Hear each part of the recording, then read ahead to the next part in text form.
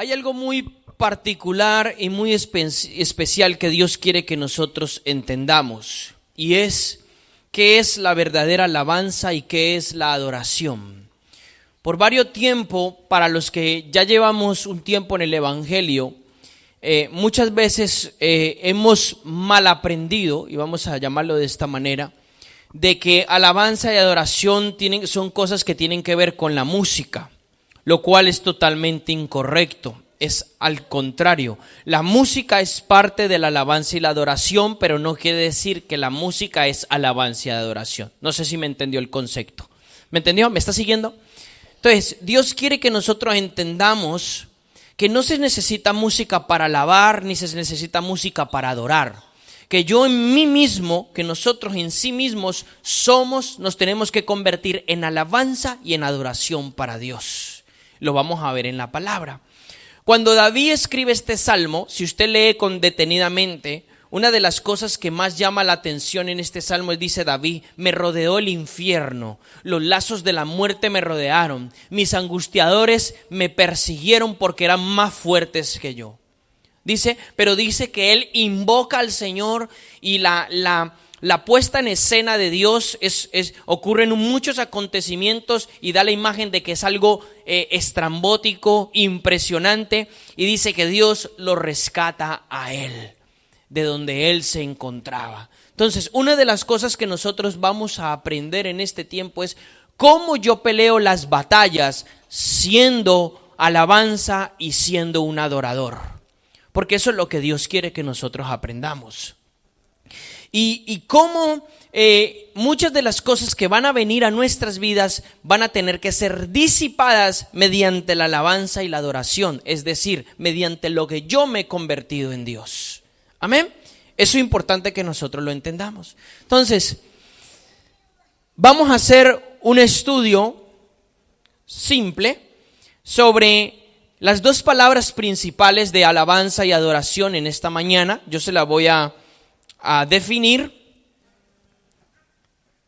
Usted, si quiere anotar, anote; si no, escuche. Quedará grabado para que usted pueda escucharlo de otra manera. Y quiero que nosotros entendamos los conceptos. ¿Por qué el pueblo de Israel alababa como alababa? ¿Qué producía su alabanza, o por qué el pueblo de Israel adoraba? ¿Ok? ¿Y qué es lo que eso verdaderamente significa en nuestra vida? Entonces, voy a hacer un estudio pequeño de las palabras de alabanza y adoración en el idioma hebreo conforme a la Biblia, ¿ok? Porque no es decir, bueno, esto en el hebreo no, sino conforme a las palabras que salen en la Biblia. Y vamos a definir algunas situaciones de cómo el pueblo alababa. Vamos a leer algunas escrituras. La primera palabra es alabanza, y va primero en el idioma hebreo. Ok, yo esto ya lo he explicado. ¿Por qué en el idioma hebreo? Toda la palabra de Dios en el Antiguo Testamento fue escrita en el idioma hebreo, el idioma de los judíos. ¿Ok? Entonces, el idioma hebreo es un idioma bastante complejo y es un idioma muy diferente a nuestro idioma. Ok, las palabras en el idioma hebreo, hay palabras que tienen hasta 10 y 15 significados diferentes. Y depende de la conversación o la situación en la que se use, significa una cosa u otra. Entonces es bastante complejo. Ok, la palabra alabanza en el idioma hebreo, y quiero predicarle primero porque tiene que primero entender qué es la revelación, qué es lo que significa, para que lo haga con entendimiento y no lo hagamos con ignorancia. La primera palabra en el hebreo es alabanza, y es la palabra halal. Halal, se dice así, halal.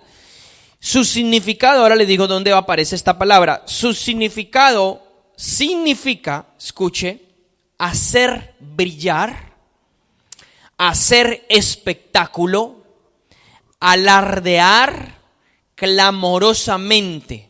Vuelvo y repito estos tres, tiene más. Hacer brillar. Cuando yo alabo a Dios, lo hago brillar. Hacer espectáculo, alardear clamorosamente, alabar elogiosamente. ¿Saben lo que es elogio? Hoy elogio a esta persona. Ok, alabar elogiosamente, celebrar, alborotar, y la palabra tiene otro significado peculiar, significa también aleluya. ¿Qué significa aleluya? ¿Qué? Dígalo fuerte. Alabado sea Dios. Eso significa aleluya. Alabado o exaltado sea Dios. Tiene ese significado. ¿Dónde aparece esta palabra? Bueno, esta palabra aparece casi en todo el Nuevo Testamento. Yo he seleccionado 4 citas específicas. Segunda de Samuel, capítulo 22, 4. Váyase al libro de Samuel. Libro del profeta Samuel. 2. Segunda de Samuel, capítulo 22.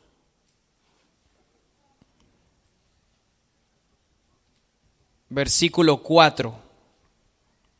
Vamos a leerlo. Vamos a leerlo desde el verso 1.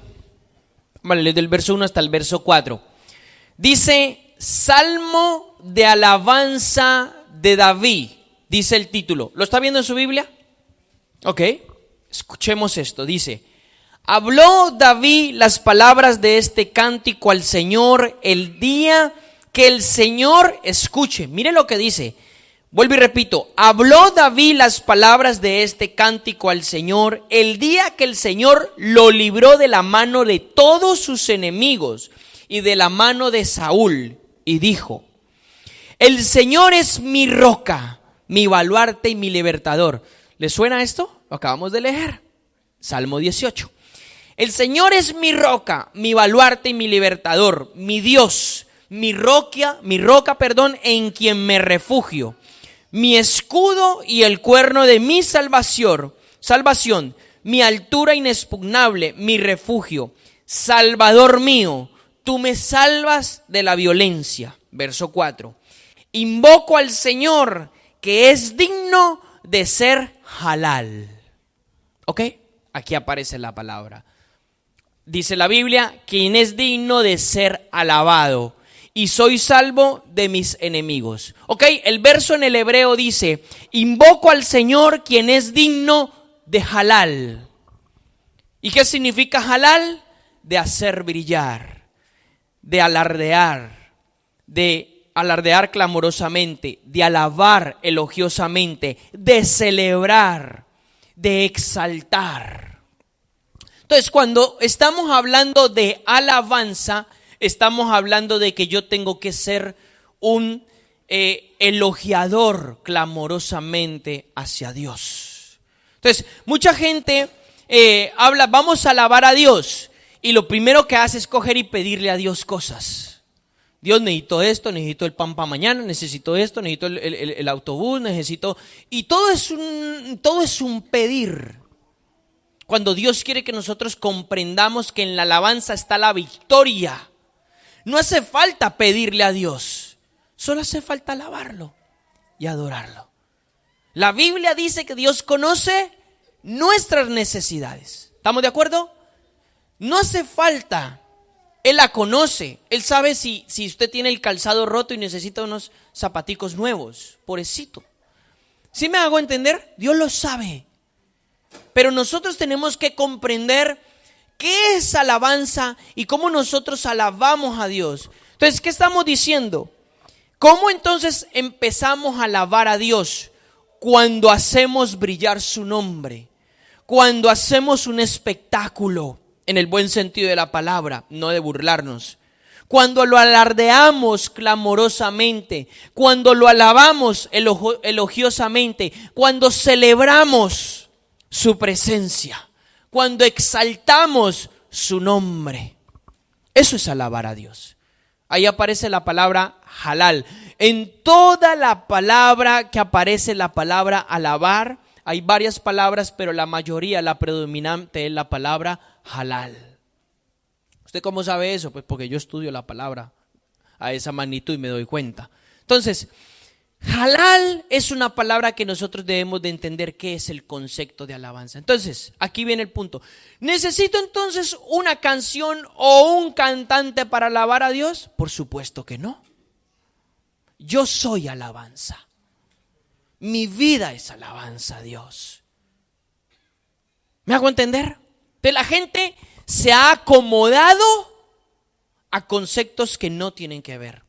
O sea, que no son el todo, son parte. Ahora entramos a la música, tranquilo.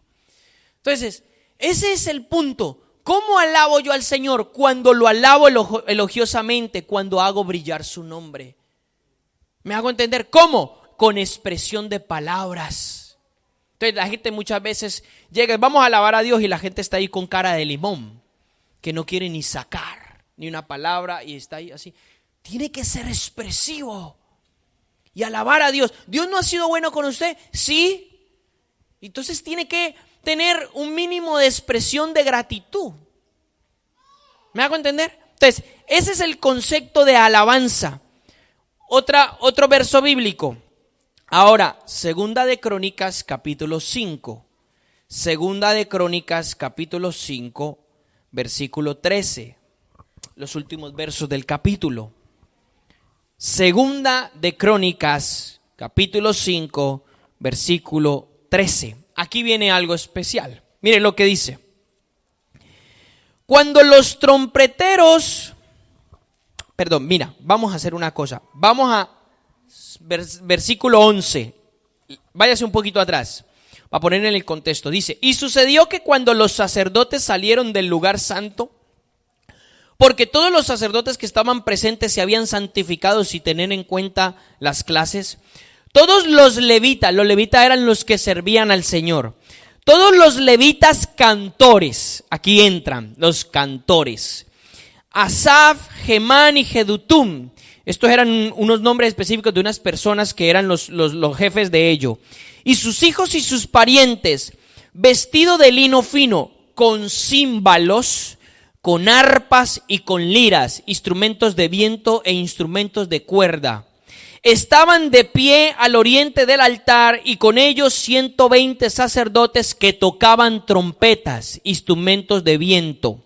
Cuando los trompeteros y los cantores al unísono, ¿qué significa al unísono? A la misma vez, el mismo sonido. Cuando los trompeteros y los cantores al unísono se hacían oír a una voz, halal y glorificando al Señor. Dice su Biblia, alabando y glorificando al Señor. Cuando levantaban sus voces acompañados por trompetas, címbalos e instrumentos de música, cuando alababan al Señor diciendo, alababan, tengan en cuenta que dice halal. Cuando alababan al Señor diciendo, ciertamente Él es bueno, porque su misericordia es para siempre. Entonces, me encanta este verso. ¿Cuál fue la consecuencia de la alabanza a Dios? Mire, entonces la casa, eso fue el templo que Salomón construyó para Dios. Entonces la casa del Señor se llenó de una nube. Y los sacerdotes no pudieron quedarse a ministrar a causa de la nube, porque la gloria del Señor llenaba la casa de Dios. Fíjese, Dios nos ha estado hablando de gloria. Y una de las cosas que la palabra que Dios trajo a mi vida esta semana es: quiero traer mi gloria. Quiero traer mi gloria. La gloria es una dimensión de Dios. Cuando hablamos de la gloria de Dios, estamos hablando de la esencia de lo que Dios es. Hay dos palabras en el original hebreo para definir la gloria de Dios, que tratan de explicar un poquito lo que es la gloria de Dios. Una es la palabra Shekinah y la otra es la palabra Kabod. ¿Ok? Y esas palabras tienen un significado muy concreto. Básicamente lo que significa es, la gloria es todo la esencia de Dios, lo que Él es, lo que Él representa, su realeza, su magnificencia, su poder, su grandeza, su esplendor, su belleza. Todo lo que Él representa. Dice que los cantores, los que hacían música con instrumentos de viento, de cuerda, junto con los sacerdotes, todos que halal al Señor, todos que alababan clamorosamente, hacían brillar al Señor, hacían un espectáculo, alababan elogiosamente, celebraban, exaltaban a Dios. Y la consecuencia de eso, ¿qué fue? La gloria de Dios llenó la casa. En este caso, hoy en día, eso era en el templo de Salomón, donde había un templo físico, donde ellos le querían construir, entre comillas, una casa a Dios. Dios les fue muy claro y les dijo: mire, si la tierra es el estrado de mis pies y el cielo mi trono, ¿habrá algún edificio realmente construido por los hombres que me pueda contener? Pues lógicamente que no. Pero aún así Él permitió que el arca del pacto estuviera en un lugar que se llamaba el lugar santísimo, y Él ponía su presencia allí. Eso era el templo de Salomón. Eso era para aquel tiempo. Para este tiempo, ¿quién es la casa de Dios? Nosotros. Usted y yo, todos juntos somos la casa de Dios. Él donde quiere vivir es en nosotros. Donde Él quiere poner su gloria es en nosotros. No es este edificio ni lo que la gente llama iglesia. Y vamos a la iglesia, eso está mal llamado. Diga más bien, vamos al auditorio y quítese esos paradigmas religiosos. Vamos al auditorio o vamos al hotel o vamos a donde usted quiera. Pero no le llame iglesia, porque es que esto no es iglesia. La iglesia es usted y yo. Ok. Por eso se llama iglesia, en el original griego es eclesía, asamblea, la congregación de los santos. Lo que pasa es que la religión le ha metido a usted que sí abra la puerta de la iglesia, hermano, y tal. Paradigmas religiosos, quítese eso de su mente, no es verdad. Entonces, volviendo al texto, cuando ellos alababan y glorificaban a Dios, ¿qué pasaba? Dios llenaba con su gloria. Cuando yo glorifico a Dios, magnifico a Dios, celebro a Dios en mi vida, Dios me llena con su gloria. ¿Me hago entender? Bueno, ahora no tenemos ni címbalos, ni citaras, ni arpas. Entonces no voy a poder alabar a Dios. ¿Quién dijo eso? Estoy yo. Yo soy una expresión de alabanza. Gloria a Dios, porque va a haber el momento que aquí va a haber una orquesta impresionante y vamos a retumbar la ciudad. Ese es nuestro deseo. Se lo digo. Si usted está de aquí a unos cuantos meses o a un poco tiempo, lo va a ver. Si se ha ido, pues no lo va a ver. Pero yo le aseguro que así va a ser. Pero eso no es lo importante. Lo importante es mi expresión, que es lo que sale de mi corazón hacia Dios. Ese es lo importante. El instrumento, por llamarlo así de esta manera, importante hacia Dios, soy yo. No es el címbalo, ni la citara, ni el hermanito que sabe, ay, tan bonito que canta. No, soy yo. Hoy en día en el mundo cristiano se ha tergiversado las cosas y hay muchos cantantes, pero no hay adoradores. Hay muchos que cantan y cantan bonito y ay, qué bonito suena y qué bonito canta, y todo lo bonito al oído puede ser así. La cuestión es, ¿será que hay alabanza verdadera y adoración verdadera que toque el corazón del Señor? ¿Lo hay? ¿Será que lo hay? ¿O simplemente hay solamente es que la gente vea o que la gente vea o se haga ver de otra gente? O que lo alaben. Entonces, la alabanza, yo soy un instrumento de alabanza. ¿Ok? ¿Entendemos el concepto hasta aquí? ¿Cuál es la consecuencia entonces de alabar? He seleccionado versos y escrituras muy específicas porque sé que el Señor nos va a enseñar sobre esto. ¿Y cuál es la consecuencia? Que la gloria de Dios nos llene. ¿Amén? ¿Estamos de acuerdo? Vamos a la tercera escritura, Salmos 148.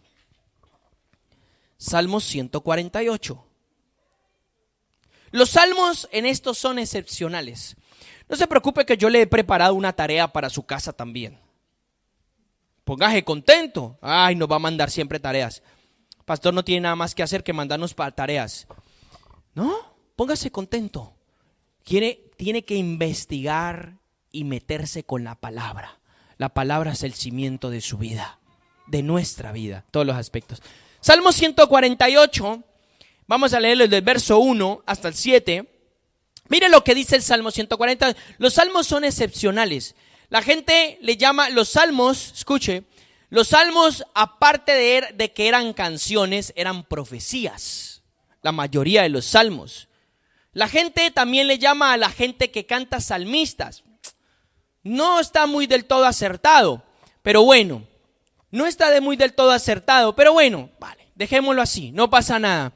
Los salmos eran canciones, la mayoría de los salmos eran canciones proféticas. ¿Sabe quiénes componían los salmos? Profetas adoradores. No era cualquier cantor, eran profetas adoradores quienes componían los salmos. Y la mayoría de los salmos todos eran profecías cantadas. Más adelante yo explicaré y entraremos, cuando ponga primero estos fundamentos, entraremos en lo que es alabanza profética y adoración profética. ¿De dónde sale eso? Y a ver quién se inventó eso, ¿no? No se preocupe, pero primero lo primero. Entonces mire lo que dice el Salmo 148, dice verso 1, aleluya. O sea, Dios se ha exaltado, el Señor se ha alabado. Aleluya es una palabra compuesta de dos palabras, ya y ale, ¿ok? Ale es alabanza, exaltación. Y ya es Dios, ya es el nombre abreviado de Yahweh, ¿ok? Entonces es una palabra compuesta y por eso le pusieron aleluya. En otras palabras, el Señor se ha exaltado. Entonces dice, aleluya, alabá al Señor desde los cielos, o sea, jalab. Jalal al Señor desde los cielos, alabarle en las alturas, o sea, que todo el ejército de los cielos le alabe, que los cielos y la gloria, los serafines, los querubines, los ángeles, los arcángeles, sí, hay un montón de ángeles de diferentes clases, que todos le alaben. Dice, los cielos, alabarle en las alturas, alabarle todos sus ángeles, alabarle todos sus ejércitos, alabarle el sol y la luna, alabarle todas las estrellas luminosas, alabarle los cielos de los cielos y las aguas que están sobre los cielos. Alaben ellos el nombre del Señor, pues Él ordenó y fueron creados, los estableció eternamente y para siempre les dio ley que no pasará. Alabá al Señor desde la tierra, los monstruos marinos y todos los abismos. Hasta ahí. En otras palabras, todo lo que respire alaba al Señor. En otras palabras, todo lo que respire alaba al Señor. Mire lo que dice el Salmo, alabarle aquí, alabarle allá. O sea, jalal aquí, jalal allá. Celebrarle, glorificarlo. ¿Está entendiendo el concepto? Fíjese lo que le estoy diciendo. Vamos a otra escritura. Salmos 22. Retroceda ahí en el libro de Salmos. Salmos 22. Versículo 26. Salmos 22, 26. Dice así: los pobres comerán y se saciarán, pero los que buscan al Señor le alabarán, le halal, le glorificarán, le celebrarán, lo alabarán elogiosamente, harán una alabanza estrambótica. ¿Me hago entender?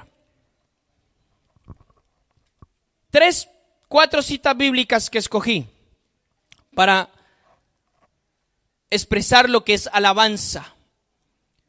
Tiene consecuencia. Entonces, hasta aquí yo entiendo el concepto de la primera palabra alabanza, halal. ¿Qué significa? Hago brillar al Señor. Formo un espectáculo. Lo alardeo. Hago una alabanza que alardea clamorosamente. Lo alabo elogiosamente. Lo celebro. Lo exalto. ¿Me hago entender? Usted sabía, y ahora se lo voy a enseñar, usted sabía que hay una alabanza de guerra. Cuando usted más está peor, o cuando usted está enfrentando una grave crisis y un gran problema, cuando su alma está abatida y triste, usted es cuanto más tiene que alabar a Dios, cuanto más tiene que celebrarlo, tiene que elogiarlo. ¿Ve? Es totalmente diferente, porque usted va a estar triste, ay, ya me quieres morir. ¿Cuánto más tiene que alabar a Dios? Dios pelea por ti cuando tú lo alabas. Ahora les voy a mostrar las escrituras. Hay que alabar, por eso dice también otro salmo, alabarle en todo tiempo. Alabarle en todo tiempo.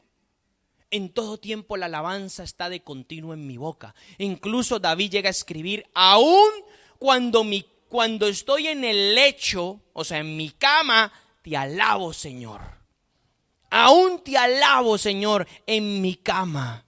Eso es estar enamorado de Dios. Y eso es alabar al Señor. La segunda palabra en el hebreo para alabanza es la palabra tejillá, con acento en la última A. Bueno, la única que tiene. Tejillá significa, mire lo que significa, elogio, himno, alabanza. Escuche, me encanta este significado. Alegría, canto, loor, hazañas maravillosas. Eso significa la palabra tejillá. ¿Dónde aparece esta palabra? Salmos capítulo 34. Me encanta este salmo. La mayoría son de David. David fue una persona muy especial. Mira lo que dice el Salmo 34. Si usted tiene una buena Biblia, la Biblia va a decir así, Salmo 34, el Señor, proveedor y salvador. Dice, Salmo de David cuando se fingió loco delante de Abimelech, quien lo echó y él se fue. ¿Dice eso en su Biblia?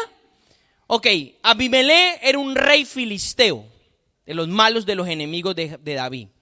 Cuando David compone el Salmo 34, cuando David lo compone de una alabanza que le está dando al Señor. Cuando está en medio de tremendos problemas. Que la gente cree que es que el rey David era, lo tenía todo bonito y era el rey. No piense eso. David fue un hombre muy procesado y vivió muchas circunstancias en su vida. Y fue la voluntad de Dios, por supuesto que fue la voluntad de él. Porque Dios quería que David fuera un alabador y un adorador genuino. Dios formó su corazón. Por eso Dios se enorgullecía de él y decía, David, hombre conforme al corazón de Dios. Y no era porque David fuera perfecto. David no era perfecto. Es más, está registrado en la escritura que tuvo errores muy grandes, muy tremendos. Pero había algo que a él lo hacía especial delante de los ojos de Dios. El tipo de corazón que él tenía. Cómo él era delante de Dios, cómo era una persona humilde, humillada delante del Señor, que si sabía que cometía un error, se arrepentía, lo reconocía y agachaba su cabeza. Entonces, Salmo 34 dice, verso 1, bendeciré al Señor en todo tiempo. Mire lo que dice la segunda parte, continuamente estará su tejillá en mi boca. Continuamente estará su alabanza en mi boca. ¿Qué estará en la boca de David? El elogio, himno, alabanza, alegría, canto, glorificando las grandes hazañas del Señor. Aunque David estuviera en problemas, escúcheme bien, iglesia, aunque David estuviera en problemas porque este señor Abimelech era un rey filisteo malo y David era un fugitivo del reino, Saúl lo estaba persiguiendo para matarlo. David había matado al gigante. David se había convertido en el general número 1 del ejército de Israel y Saúl le tuvo envidia. Las mujeres de Israel alababan a Dios diciendo, Saúl mató a miles, pero David mató a 10,000. Y esto a Saúl le causó envidia, lo carcomió por dentro y dijo, este me va a robar el reino. Por supuestamente Dios ya lo había ungido para que fuera rey de Israel y Saúl había sido desechado. Pero aún así Saúl se enfadó tanto y David tenía una posición privilegiada en el reino de Israel y de un día para otro tuvo que salir corriendo como un malhechor, como un fugitivo, después de haber sido el gran David, el general del ejército de Dios. Después de haber hecho grandes campañas, después de que Dios le había dado fama, después de que Dios lo había engrandecido, tuvo que arrastrarse. Fíjese cómo Dios trata a la gente. Y esto, cuando él llega a donde Abimelech, él llega buscando refugio donde los filisteos, porque Saúl lo va a matar. Sale huyendo. ¿Será que David en algún momento no pensó, Señor, no te entiendo? Me dijiste esto y me dijiste lo otro, ahora me están persiguiendo para matar. Claro que cuestionó en algún momento por su situación, pero él entendió algo. Bendeciré al Señor en todo tiempo y mi alabanza estará de continuo en mi boca. Aunque me estén persiguiendo para matarme, Aunque Dios haya permitido que me vaya mal, que esté pobre, que esté miserable, no me voy a quejar contra el Señor, lo voy a alabar. Voy a estar alegre, voy a cantar himno delante de Él, voy a alabarlo, voy a elogiarlo. Voy a estar contento y voy a alabar sus poderosas hazañas. Qué diferente es esto para hoy con nuestras vidas. A usted le pasa algo y usted ya se quiere ir, se compra ya el ataúd y se quiere ir a tirar al ataúd. ¿Por qué? Porque no nos han enseñado a ser una iglesia guerrera y entendida. Pero esto no va a pasar aquí. Aquí Dios va a levantar, es una iglesia entendida en la palabra. Guerrera, que no le importa nada, solamente el Señor. Y que Dios es su escudo y su fortaleza, su salvador y su estandarte. Entonces dice: bendeciré al Señor en todo tiempo, de continuo estará su alabanza en mi boca. El Señor se gloriará de mi alma, lo oirán los humildes y se regocijarán. Dice el verso 3: engrandece al Señor conmigo y exaltemos su nombre. Vamos a dejarlo hasta ahí. Voy a apuntarlo de tarea para su casa. Salmos extraordinarios. Cuando uno estudia la vida de David, uno se va a dar cuenta los procesos que él vivió, lo que a él le sucedió, pero cómo él respondió, cómo Dios extraordinariamente le reveló diseños, actitudes de cómo él podía enfrentar esas diferentes crisis. Y vaya que las enfrentó, y no solamente eso, las superó, las ganó. Y por eso la Biblia declara: en Cristo somos más que vencedores. Más que vencedores. A mí no me puede dominar nada. A mí no hay nada programado en la tierra que esté hecho para vencerme. No hay. La palabra no lo dice así. Eso es una mentira del diablo, una mentira de la religión o de lo que usted quiera. Lo que está escrito y programado por Dios es que yo lo venza todo, sin importar de lo que venga. Todo. Entonces allí sale la palabra Tejillá. En el Salmo 22, que ahora lo tocamos, en el verso 3 también sale esta palabra. ¿Ves? El Salmo 22. Verso 3. Mire lo que dice el Salmo 22, 3.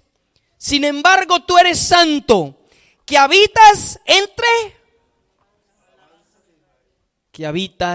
las alabanzas de Israel, que habitas en las alabanzas de tu pueblo, habitas en nuestro alrededor por nuestra alabanza. ¿Cómo Dios va a habitar en nosotros? Por nuestra alabanza. Que habitas en las alabanzas. Ahí aparece que habitas en la tejillá, en el elogio, en el himno, en la alabanza, en la alegría, en el elogio de las grandes hazañas del Señor.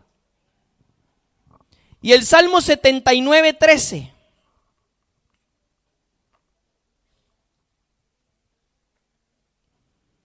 Siete, 9, verso 13. Sale también esta palabra. Y nosotros, pueblo tuyo y ovejas de tu prado, te daremos gracias para siempre. A todas las generaciones hablaremos de tu alabanza. Hablaremos de tu alabanza. Fíjese, ellos tenían que instruir a sus generaciones de cómo alababan a Dios. Cuál debía ser el corazón y actitud para Dios. ¿Me hago entender? Entonces, hay versos muy extraordinarios. Y con el significado de esta palabra quiero mostrarle algo. Váyase ahora al libro de Nehemías. Nehemías está un poquito atrás, dos libros atrás de Salmos, si tiene la Biblia física. Libro de Nehemías, capítulo 8, verso 10.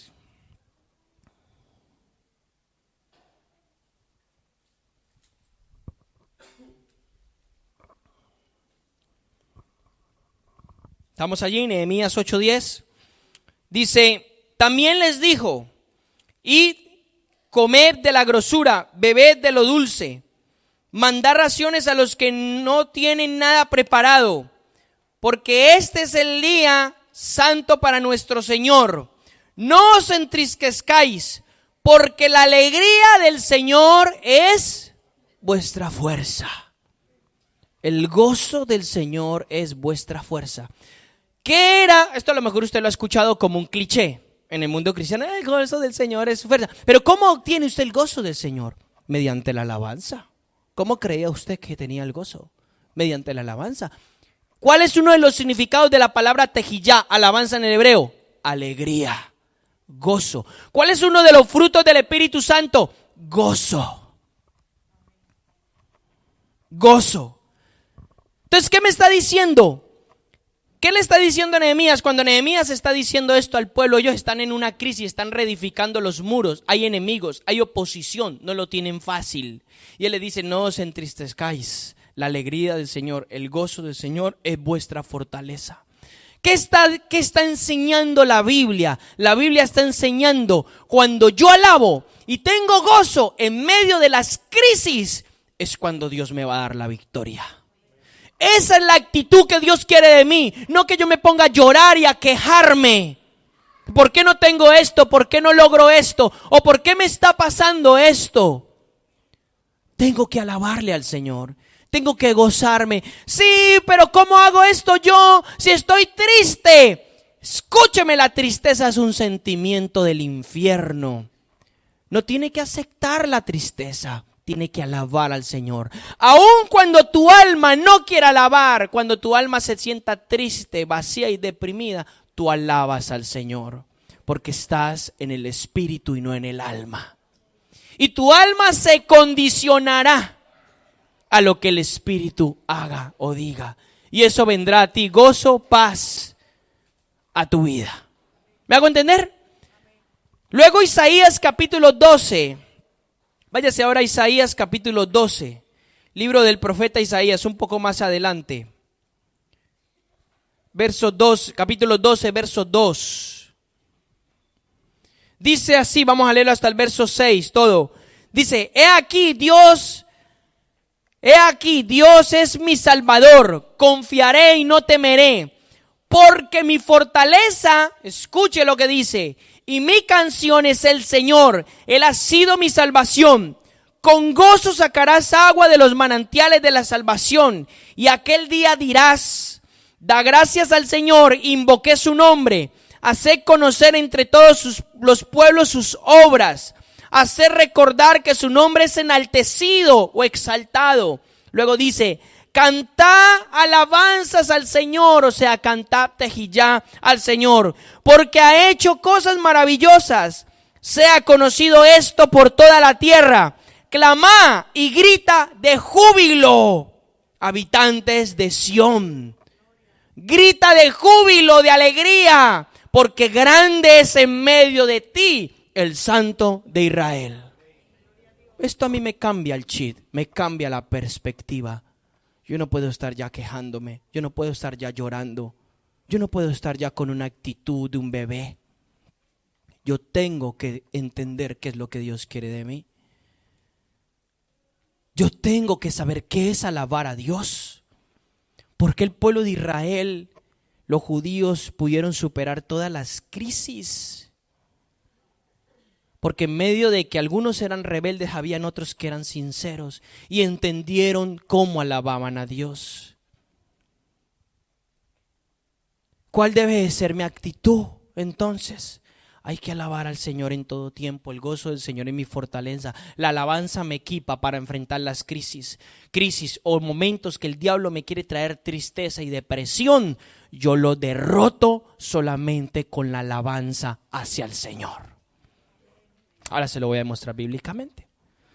Entonces dice ahora, hablando, tiene una relación muy estrecha el gozo, la alegría con la alabanza, muy estrecha, hasta tal punto que la palabra alabanza tiene un significado de alegría y de gozo.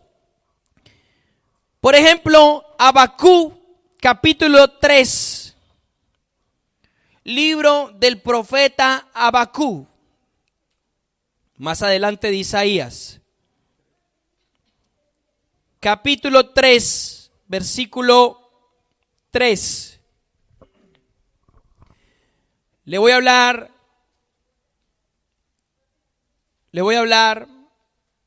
quién era Abacú y en qué momento él profetizó. Cuando Dios se le revela al profeta Abacú, Israel está viviendo crisis terribles.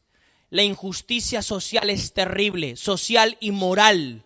La nación estaba viviendo decadencia. Haga de cuenta las naciones hoy en día. Las muertes, las injusticias, la inmoralidad era el pan de cada día de la nación. La nación estaba siendo cautiva por sus enemigos.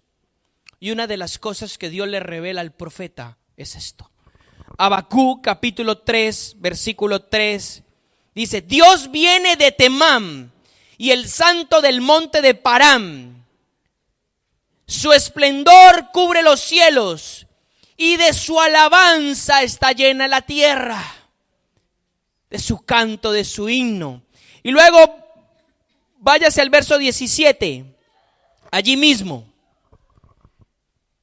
Y luego el profeta dice, porque en una crisis, en una guerra, en la nación no hay comida, no hay nada, la gente se muere de hambre. Si ahora mismo entramos en un conflicto internacional, no crea que usted puede ir al supermercado a comprar pan y agua. Olvídese. Va a tener que sobrevivir como pueda. Pues eso era lo que estaba viviendo Israel. Y el profeta dice: y aunque la higuera no eche brotes, ni haya fruto en las viñas, o sea, no haya uva, y aunque falte el producto del olivo, lo que da aceite para ellos poder comer, y los campos no produzcan alimento, y aunque falten las ovejas del aprisco, y no haya vacas en los establos, esos eran sus recursos, ¿me entiendes? Su alimentación, su riqueza. Con todo, yo me alegraré. Con todo, yo me tejillá en el Señor. Con todo esto, yo me alegraré en el Señor y me regocijaré en el Dios de mi salvación. El Señor Dios es mi fortaleza y Él ha hecho mis pies como las de ciervas, por las alturas me hace caminar. Escuche, y esto que estamos leyendo es una canción. Por eso al final dice al director del coro: esto es una alabanza. O sea, lo que está diciendo el profeta es, en tiempo moderno: aunque yo abra mi nevera y no haya nada en el congelador, ni haya una migaja de pan, ni un poquito de agua, ni haya nada, con todo esto yo me alegro, me gozo y alabo al Señor. Qué difícil es eso. Usted abre la nevera y no tiene un trozo de pan y se está arrancando el pelo. O leche también. Y está desesperado, ¡ay, se va a morir! Mire lo que está diciendo el profeta: yo me alegro en el Señor. Yo me alegro en el Señor. Eso no me atormenta. ¿Sabe por qué? Eso es un himno y una alabanza de fe. Porque aunque físicamente hayan problemas, circunstancias difíciles, lo que sea, Dios es tu Dios y es tu Padre, y Dios no te va a abandonar. Sea como sea, si es que Dios me tiene que mandar un ángel y que me traiga un mercado, no sé lo que Dios vaya a hacer, pero mi trabajo es gozarme y alabarlo en todo tiempo. Esa debe de ser mi actitud. Eso es un alabador, no el que coge y canta una música bonita y armoniosa para los oídos de la gente. No, un alabador es el que tiene el corazón de lo que hemos visto en la palabra. Ese es un alabador. Alguien que se convierte en alabanza viva para Dios. No importa las circunstancias. No me estoy quejando, no estoy cuestionando a Dios. Todo lo contrario, me regocijo en el Dios de mi salvación. Eso, si usted hace eso, dígame, no es lo mismo. Su alma no es la misma. Eso lo pone a usted en una posición de gobierno, espiritualmente hablando. Y usted va a ver la mano poderosa de Dios a su favor. la mano poderosa de Dios a su favor.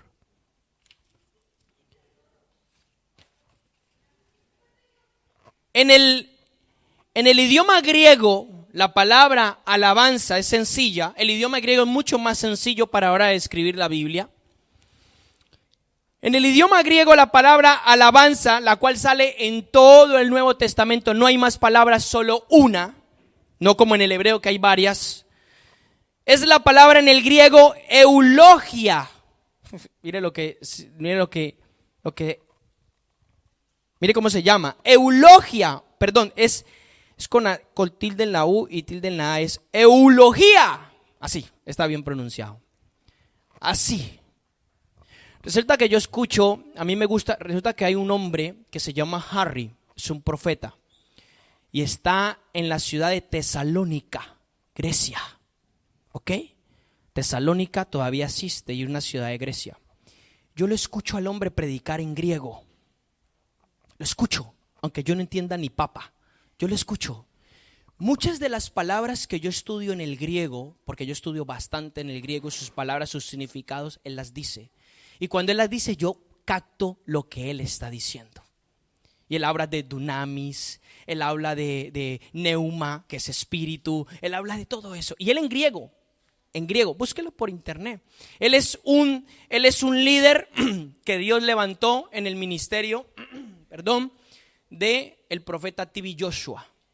Él es un líder de ese ministerio. Él es otro profeta que está en Tesalónica. Y Dios los usa a ellos tremendamente en el poder de Dios, en liberaciones y en muchas cosas. Y él predica en griego. Entonces, el significado de la palabra alabanza en el griego, que es eulogía, significa hablar bien, elegancia de lenguaje, lisonja. Ay, hermano, no sea tan lisonjero. ¿A lo que es lisonja, no? Que lo lisonjea. Ay, hermano, mire tan bonito que está. Hermana, mire tan linda que está. Qué ojitos tan hermosos. Está lisonjeando. Qué bonito hace las cosas. Eso es alabanza en el griego. Lisonja. Elogio, me encanta este significado. Elogio reverente. O sea, una alabanza con respeto. No con irrespeto o con vulgaridad, no. Elogio con respeto. Elogio reverente, alabanza, y también significa bendecir. Esta palabra, como ya lo dije, aparece en todo el Nuevo Testamento y aparece concretamente en el libro de Apocalipsis. Váyase al libro de Apocalipsis, capítulo 5, versículo 12. Apocalipsis 5, 12. Dice que decían a gran voz, estoy en Apocalipsis 5:12, que decían a gran voz, el cordero que fue inmolado digno es de recibir el poder, la riqueza, la sabiduría, la fortaleza, el honor, la gloria y la eulogía, la alabanza, la elegancia del lenguaje, la lisonja, el elogio reverente.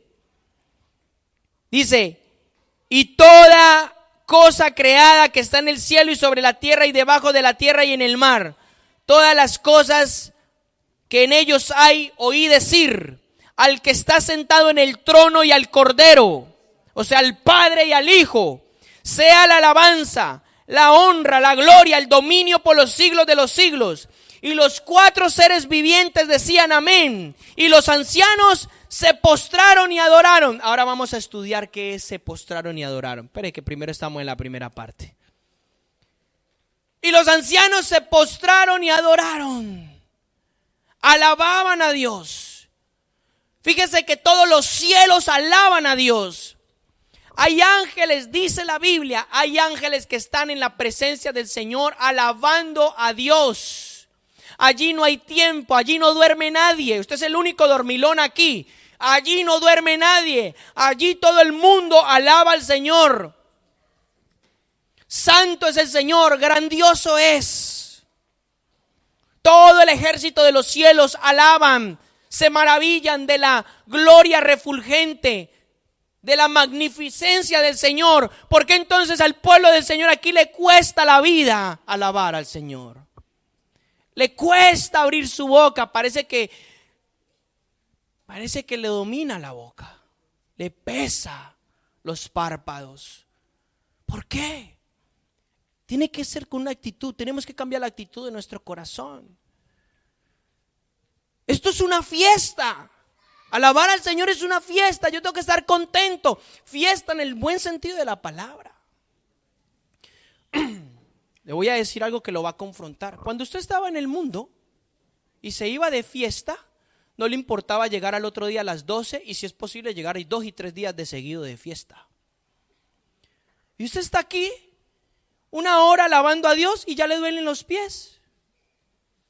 1 hora y media alabando y escuchando la palabra y está que sale corriendo. ¿Por qué? Eso dice mucho de nuestro corazón. Qué actitud tan nefasta delante de Dios.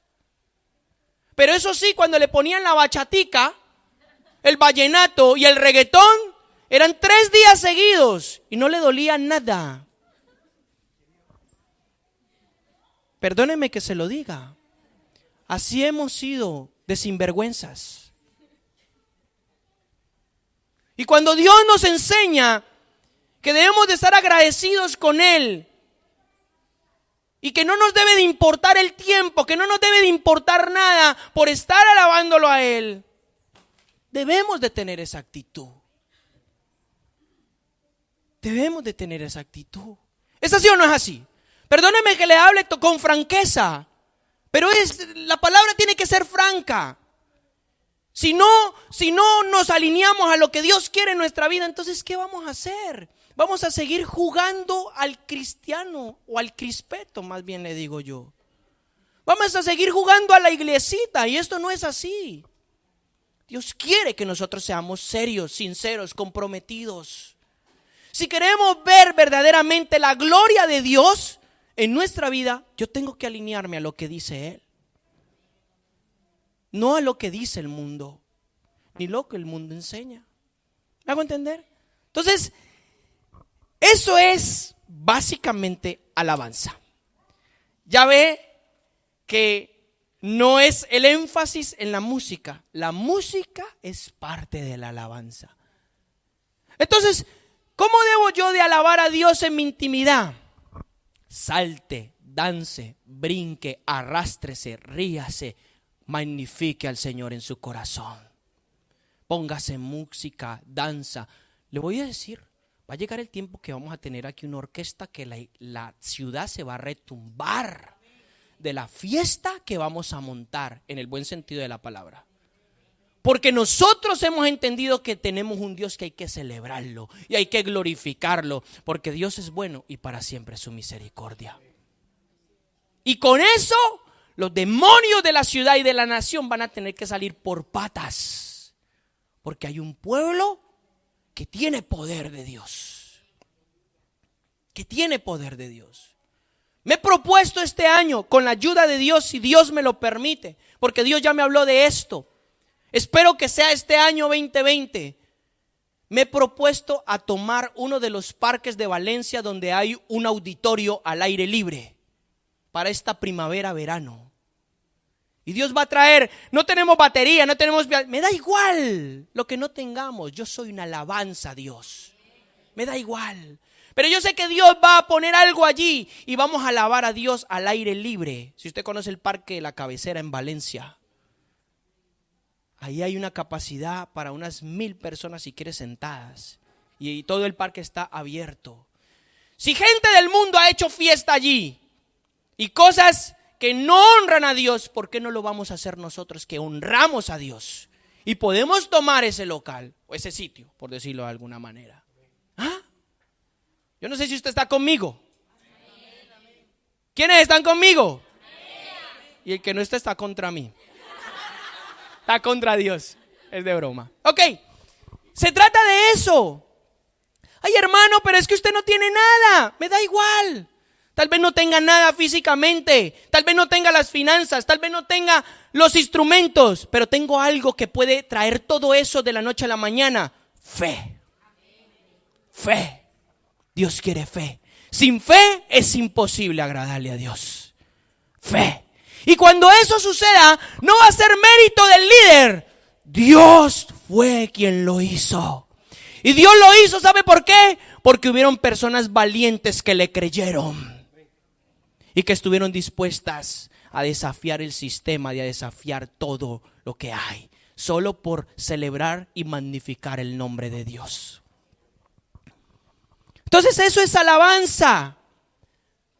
Partimos al segundo round. Ahora adoración. Adoración. ¿Qué es entonces adoración? Porque la gente está viciada de decirle al que canta, ¡ay, los adoradores! Técnicamente deberían de ser adoradores, pero déjeme decirle tristemente que muchos no lo son. Y muchos lo que son artistas. Es más, ellos mismos dicen que son artistas. Pero Dios está queriendo levantar una generación diferente. No nueva, sino como la palabra de Dios ya la había establecido. No son revelaciones nuevas. ¿Qué es esta revelación nueva? ¿Cuál revelación nueva? Estamos en las sendas antiguas. ¿Sí me hago entender? Y adoración tiene un concepto un poco más profundo que alabanza. La alabanza muchas veces es expresiva y viene mucho en consonancia con nuestra alma. ¿Está bien? Pero la adoración tiene un concepto un poco más profundo y ahora lo vamos a ver. Para la palabra adoración en el idioma hebreo hay solo una palabra. Cuando los hebreos, Moisés, los profetas y todos aquellos que escribieron la palabra adoración en el hebreo, solo utilizaron una palabra. Y es la palabra shahab. S-H-A-K de kilo, J-A, tilde en la A. Shahab, quizás un hebreo cuando habla de adoración suene así, quizás un poquito variando un poco el acento. Shahab, y la palabra shahab significa, mire lo que dice, postrarse. ¿Qué es postrarse? Arrodillarse con el rostro a tierra. Eso es postrarse. No solamente es arrodillarse, postrarse es mis rodillas y mi cabeza toca el suelo. Eso es postrarse. Dice, significado, postrarse en homenaje a la realeza de Dios. Número 1. Número 2, adorar, arrodillarse, bajarse, humillarse, inclinarse, rendirse, rendir reverencia y dar culto. Eso es lo que significa la palabra shahab, adoración. Entonces ya veo que el adorador no es el que canta bonito. No, el adorador no es el que canta bonito. Adorador deberíamos de ser todos. ¿Por qué? Porque el adorador es el que se postra a la realeza de Dios, el que se baja, el que se humilla, el que se inclina, el que se rinde y rinde reverencia al Señor con su vida. Eso es un adorador. No hay otra cosa. El que me diga que el adorador es el que canta bonito, se equivocó. Porque eso no me enseña a mí la Biblia. Que estudie la Biblia como debe ser. ¿Dónde sale entonces esta palabra? Bueno, esta palabra sale en todo el Antiguo Testamento. Infinidad de versículos. Solo he escogido 4. Vamos primero a Éxodo capítulo 4. Empezamos desde el principio. Éxodo capítulo 4, verso 27. ¿Está aprendiendo algo esta mañana? ¿Sí? Bueno, me alegro. Éxodo 4, 27. Hasta el verso 31, hasta donde se acaba, vamos a leer. Dice, y el Señor dijo a Aarón, ve al encuentro de Moisés en el desierto, y él fue y le salió al encuentro en el monte de Dios y lo besó. Y contó Moisés a Aarón todas las palabras del Señor con las cuales le enviaba y todas las señales que le había mandado hacer. Dios a través de Moisés le contó a Aarón, Moisés le contó a Aarón lo que Dios había hecho a través de él para con Israel. Entonces fueron Moisés y Aarón y se reunieron con todos los ancianos de los hijos de Israel, o sea, con todos los líderes. Y Aarón habló todas las palabras que Dios le había hablado a Moisés. Este hizo entonces las señales en presencia del pueblo. Y el pueblo creyó, y al oír que el Señor había visitado a los hijos de Israel y había visto su aflicción, aquí me encanta, se postraron y shahá. Se postraron y shahá. Y adoraron. ¿Cómo? Se rindieron, se humillaron, se inclinaron, se postraron rindiendo adoración y a la realeza de Dios. Rindieron reverencia, dieron culto. Hoy a la gente le cuesta hasta inclinar el rostro. Le cuesta. Dice, ay, qué vergüenza que me vea arrodillado. Está pendiente del qué dirán, pero no está pendiente de con qué ojos el Señor lo está mirando. Entonces adoraron al Señor en este sentido de la palabra. Segunda de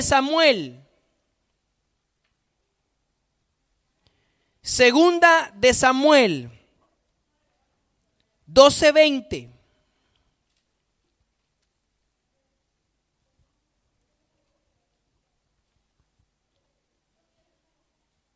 Entonces David se levantó del suelo, se lavó, se ungió y se cambió de ropa. Entró a la casa del Señor y adoró. Shahab. Después vino a su casa cuando le pidió y le pusieron la comida delante y comió. Cuando este verso está hablando, David comete el contexto de estos versos. David comete un pecado terrible. Adultera con una mujer que se llama Betsabé.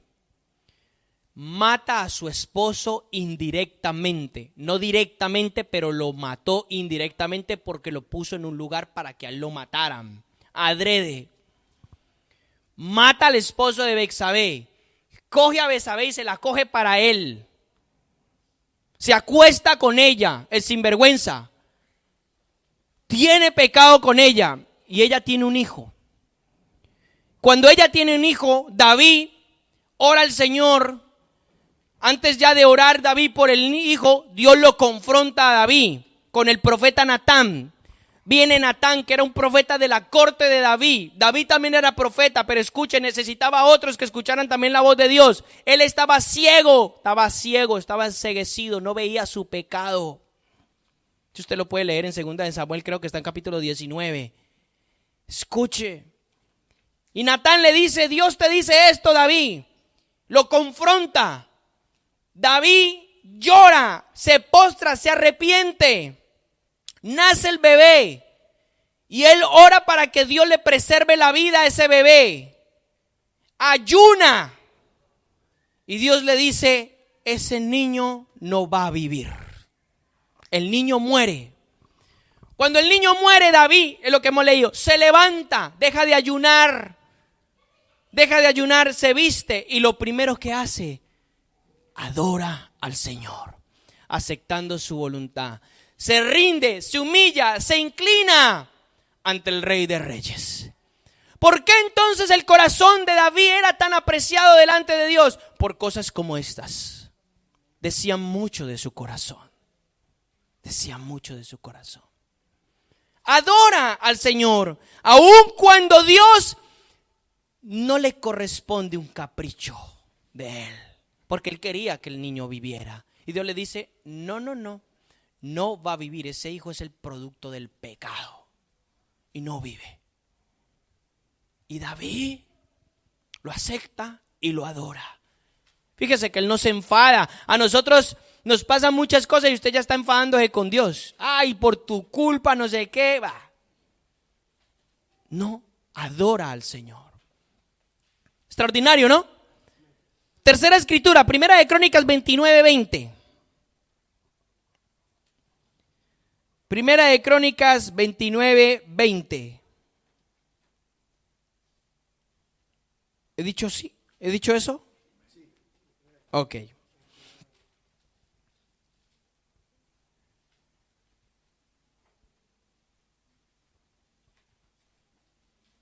Reina Valera. Biblia Reina Valera.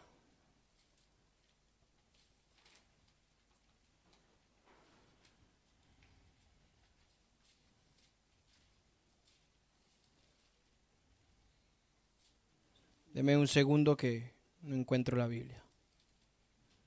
No encuentro la versión que quiero. Bueno, vamos a leerlo en esta. Reina Valera, aquí. Ok. He dicho verso 20. Dice, después de esto, David dijo a la congregación, bendiga al Señor su Dios.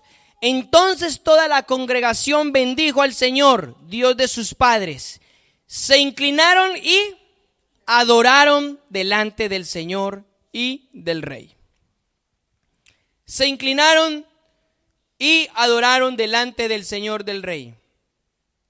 El capítulo 9 de Primera de Crónicas, 29, es un capítulo en el cual David está prácticamente despidiéndose, porque eran los últimos años de su vejez.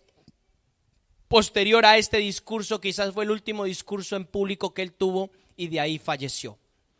David fallece aproximadamente con 80 años. 40 años reinó en Israel.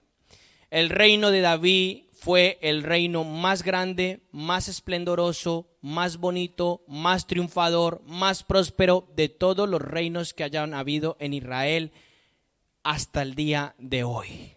No ha habido un reino como el de David, porque Dios quería establecer en el trono de David el trono para siempre, y fue establecido en Jesucristo. Hay muchas profecías acerca de eso. Bueno, entonces dice, adoró. Siempre David era un adorador. Segunda de Crónicas 29. Allí mismo donde estamos, pero se va a pasar al verso 27 hasta el 30. Unos versos un poquito más adelante.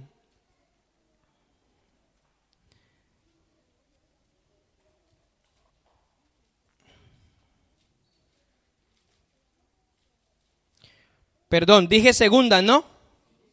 Y estábamos antes en primera. Vale. 2 de Crónicas 29, 27. Ya estaba hablándolo yo mal. Ok, dice, entonces Ezequías ordenó, Ezequías fue otro rey de Israel de la estirpe de David. Ezequías ordenó ofrecer el holocausto en el altar, y cuando dio comienzo el holocausto, dio también comienzo el cántico del Señor. Escuche, ya hemos sabido que es alabanza. Dio comienzo el cántico del Señor con trompetas y con los instrumentos del rey David de Israel. ¿Usted sabía que el rey David inventaba instrumentos? Inventó instrumentos. El espíritu de sabiduría vino sobre él y le dio la sabiduría para inventar instrumentos. Para inventar instrumentos. Él hizo instrumentos. Ok, dice, con los instrumentos del rey David de Israel, toda la multitud adoraba. O sea, toda la multitud shahá. Toda la multitud adoraba. Los cantores cantaban y los trompeteros hacían sonar las trompetas. Todo esto duró hasta que el holocausto se consumió. Y cuando terminaron de ofrecer el holocausto, el rey se inclinó y adoró, el rey shahá. Y lo mismo hicieron todos los que estaban con él. Entonces el rey Ezequías y los príncipes dijeron a los levitas que alabaran al Señor con las palabras de David, o sea, con los salmos que él había compuesto. Vamos a alabar al Señor con eso. Y el vidente Asaf, vidente, ¿se recuerda lo que le expliqué? El profeta. Muy bien, Cindy, está en lo que está.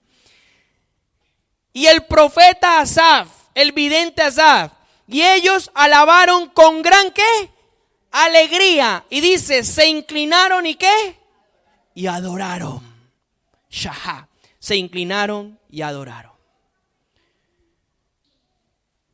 Extraordinario, ¿cómo ve usted? Lo musical se compenetra con lo espiritual. Y la adoración es rendida desde el corazón, desde la actitud del corazón, no desde ninguna otra situación, no desde un rito, no desde de cualquier situación. Entonces es importante que lo entendamos.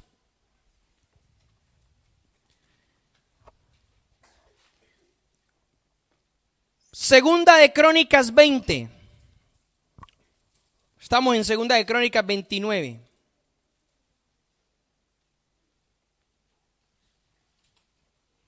Segunda de Crónicas 20. Esto es una historia extraordinaria, un suceso extraordinario. Dice el título, Victoria de Josafá.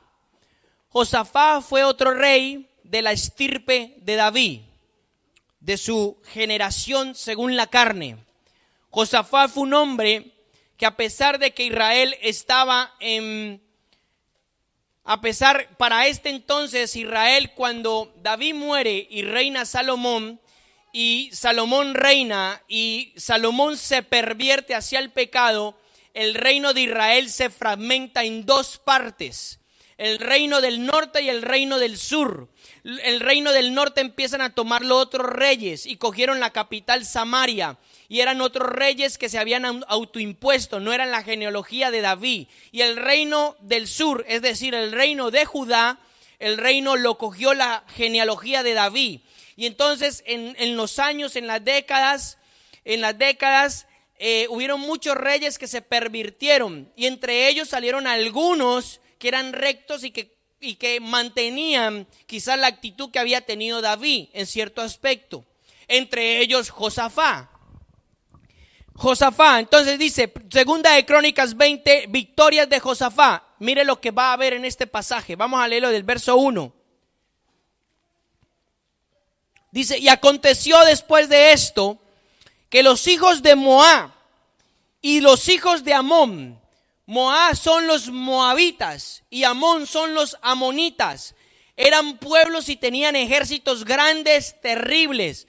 Eran otros pueblos que habitaban al lado de Israel, entre hoy en día lo que es la actual Irán, la actual Siria o el Líbano incluso. Escucha bien. Entonces, y con ellos algunos de los menuitas, 3 pueblos, 3 ejércitos grandísimos, vinieron a pelear contra Josafá. Escuche, es como que ahora mismo se junten 3 países con 3 ejércitos terribles contra un solo país. O sea, lógicamente va a perder, ¿no? ¿Estamos allí? Le estoy dando una visión muy clara de lo que está aconteciendo en este momento. Entonces vinieron algunos y dieron aviso a Josafá y diciendo, viene contra ti una gran multitud de más allá del mar, de Harán, y he aquí están en Hasazón Tamar, es decir, en Engadi. Y Josafá tuvo ¿qué? Josafá le tembló el pelo. Mire lo que le pasó a Josafá, tuvo miedo de lo que estaba aconteciendo. O sea, es como que le digan al presidente de España, viene toda la Liga Árabe contra ti. No sabe dónde meterse. Eso le pongo en esta visión para que entienda. Josafá tuvo miedo, dijo, ¿cómo? ¿Cómo vamos a hacer frente si nosotros somos, un ejemplo, somos 10,000, pero ellos son 100,000? ¿Cómo vamos a ganar esta batalla? Dice, Josafá tuvo miedo. Me encanta esto. Y se dispuso ¿a qué? A buscar al Señor. Y Josafá se dispuso a buscar a Dios y proclamó ayuno en todo Judá. Dijo, Josafá lo tuvo muy claro. Dijo, de esta no nos saca sino Dios. Sí, sencillo. Van a venir situaciones a su vida donde usted tiene que hacer lo mismo. Donde usted tiene que decir, de esta no me saca sino Dios. Cuando el diablo quiera venir a traerle un cáncer terminal y le va a decir, te vas a morir.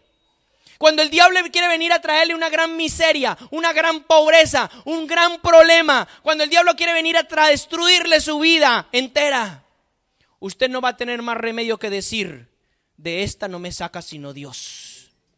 Y tiene que disponer su corazón a buscar al Señor. Y ayuno significa humillación. El ayuno tiene que ver con adoración también.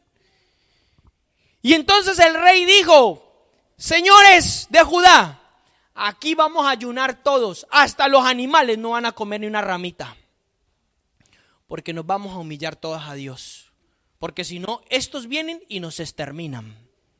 Esa era la actitud de Josafat.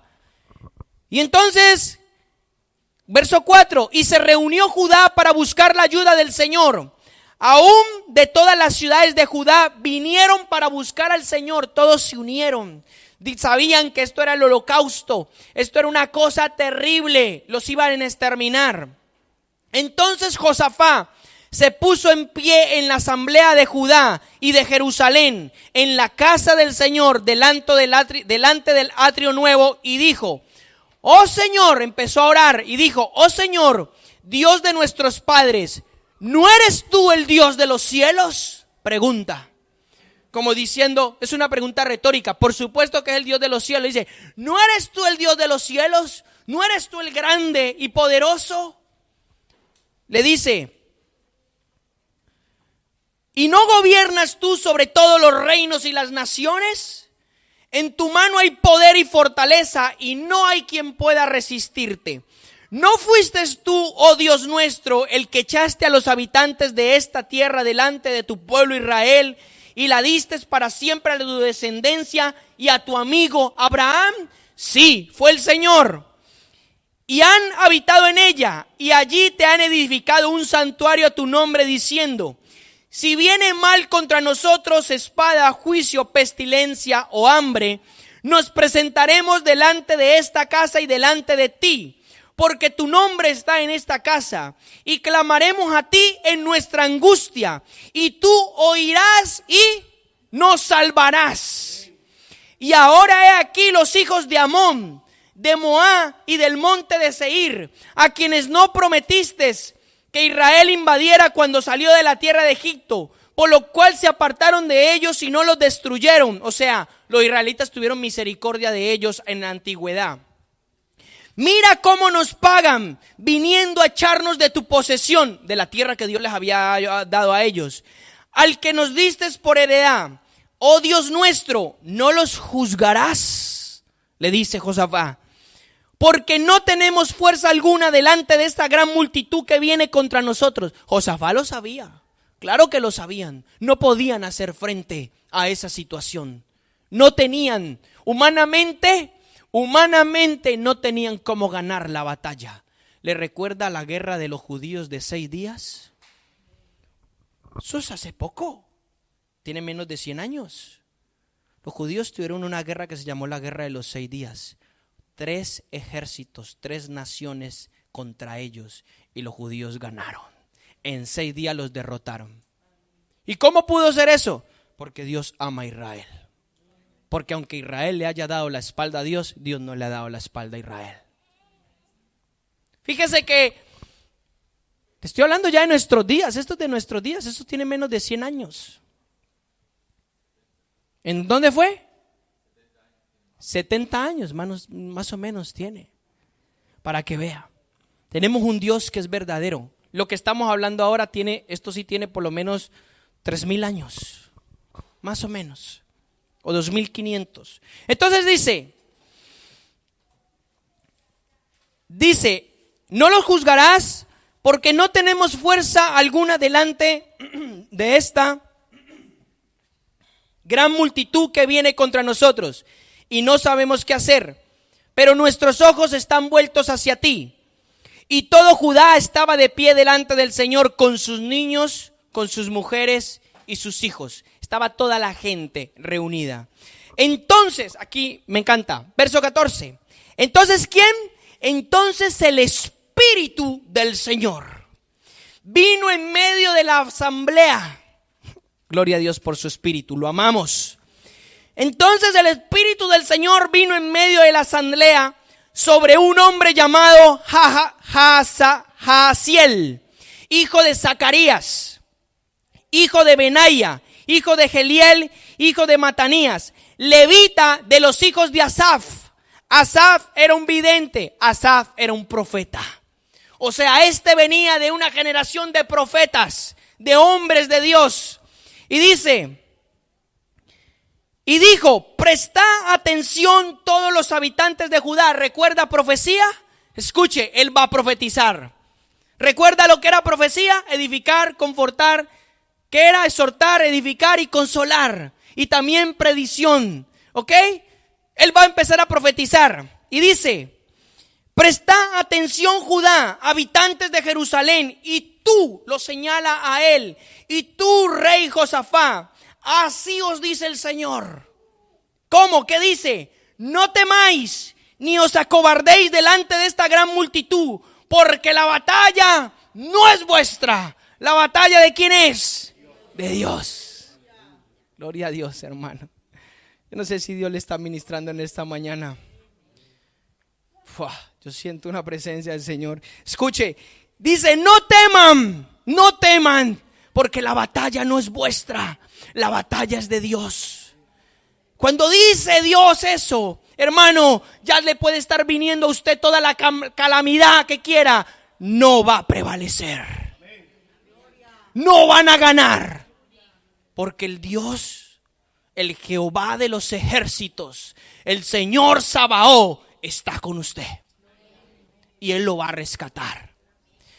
Y entonces Él les empieza a profetizar y le dice: no teman, porque la guerra no es vuestra, sino de Dios. Y les dice, verso 16: descended mañana contra ellos. Los anima. Descended, salgan a la guerra. Descended mañana contra ellos. Y he aquí que ellos subirán por la cuesta de Cis, y los hallaréis en el extremo del valle frente al desierto de Jeruel. Y tanto que los iban a hallar, pero ya va a ver cómo los van a ver. No necesitáis pelear. Mire lo que le dice. Está profetizando, le está dando una palabra profética a ellos. Le está diciendo: no necesitáis pelear esta batalla, solamente apostaos y está quietos y ve la salvación del Señor que con vosotros hará, oh Judá y Jerusalén. No temáis ni os acobardéis, salid mañana al encuentro de ellos, porque el Señor está con vosotros. Verso 18, esa fue la palabra profética. Hazaziel profetizó. El Espíritu vino en profecía y les dijo: no tengan miedo, salgan y van a ver la salvación que Dios va a hacer con ustedes. A muchos aquí el Señor les ha profetizado y les ha dicho: esté tranquilo, confíe y va a ver la salvación del Señor. Lo importante que es confiar en la palabra profética del Señor. Lo importante que es cuando Dios habla, ya puede hablar el que quiera, que allí ya no manda. Verso 18. Mire la reacción de Josafá. Y Josafá vio eso, ¿y qué hizo? Se inclinó rostro a tierra. Se postró. O lo que es lo mismo, adoró. Y Josafá se inclinó rostro a tierra, y todo Judá y los habitantes de Jerusalén se postraron delante del Señor y shahá al Señor. Y adoraron al Señor, porque entendían que Dios los iba a salvar de esta gran batalla. Porque esta batalla representaba para ellos el exterminio de su sociedad. Pero Dios no iba a permitir eso. Y adoraron, verso 19, y se levantaron los levitas. Y aquí viene algo extraordinario. Y se levantaron los levitas, o sea, la tribu de Leví, los que servían al Señor. Los levitas eran los cantores, los sacerdotes, los de la puerta, los que ponían el incienso, los que hacían los sacrificios, todos los que servían al Señor. Gloria a Dios, porque todos los que estamos aquí somos levitas. Levitas, la tribu de Leví, ya somos todos nosotros que servimos al Señor. Y se levantaron los levitas, los líderes, los que servían al Señor. Dice, me quedé en donde, verso 19. De los hijos de Coá y de los hijos de Coré, esos eran cantores, esos aparecen en los salmos. Para alabar al Señor, para jalar al Señor, dice, Dios de Israel, en una voz muy alta. ¿Cuál fue la reacción de ellos? Los van a matar, los van a exterminar. Recibieron la palabra del Señor, lo adoraron. Ahora vamos a celebrar a Dios. Vamos a alabar a Dios. Esa fue su reacción. Empezaron a alabar a Dios en tiempos de crisis. Empezaron a alabar a Dios cuando todo lo tenían en contra. Y no así, ay Señor, no, gritando en una voz muy alta. Verso 20, y se levantaron muy de mañana y salieron al desierto de Tecoa. Y cuando salían, Josafat se puso en pie y dijo: oídme, Judá y habitantes de Jerusalén, confiad en el Señor vuestro Dios y estaréis seguros. Confiad en sus profetas y triunfaréis. Confiad en sus profetas y prosperaréis. Y no es coincidencia de que este verso sea el verso 20 y nosotros estemos en 20:20. Con eso le digo todo.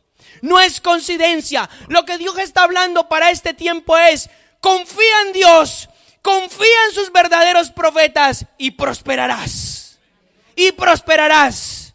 Y dice el verso 20: triunfaréis. 21, y habiendo consultado con el pueblo, designó a algunos que cantaran al Señor y algunos que alabaran con vestiduras santas, importante, conforme salían delante del ejército, y que dijeran, mire, escuche, delante del ejército de guerra iban los cantores, iban los que alababan, que iban alabando: da gracias al Señor, porque para siempre es su misericordia.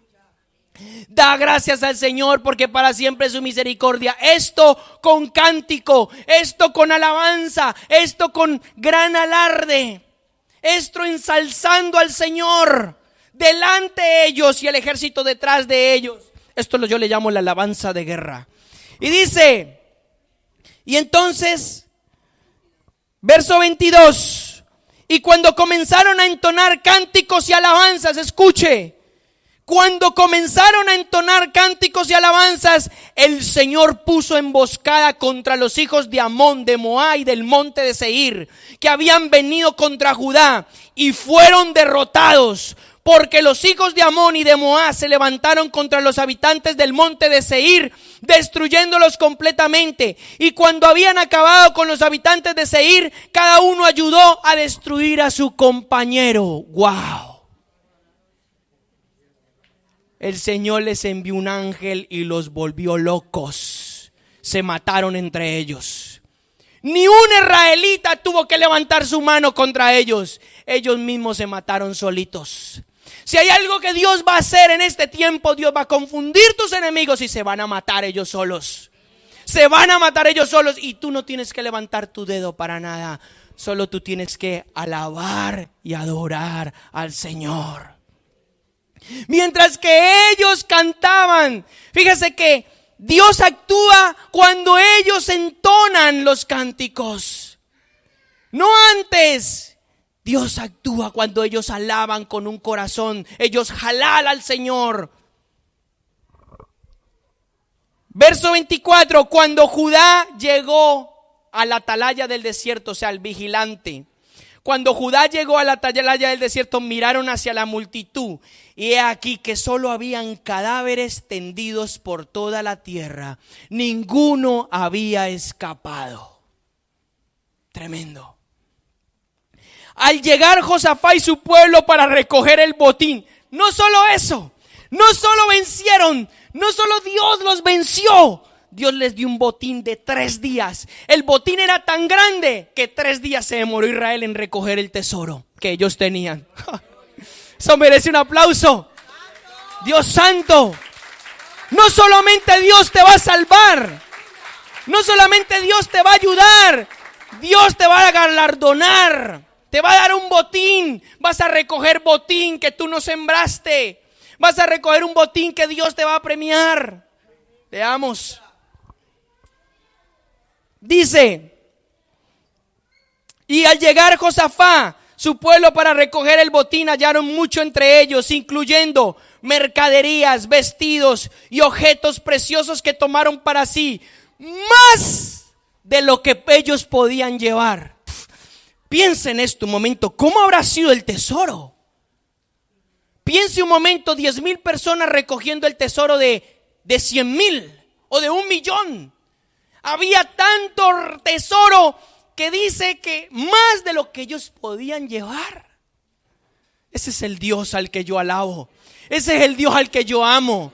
Ese es el Dios que yo he conocido. Un Dios que no le da migajas. Que no le da, ay, pobrecito, no. Ese es el Dios. Un Dios poderoso. Y estuvieron 3 días recogiendo el botín, pues había mucho. Al 4.º día se reunieron en el valle de Beraca, porque allí bendijeron al Señor. Por tanto llamaron a aquel lugar Valle de Beraca hasta hoy.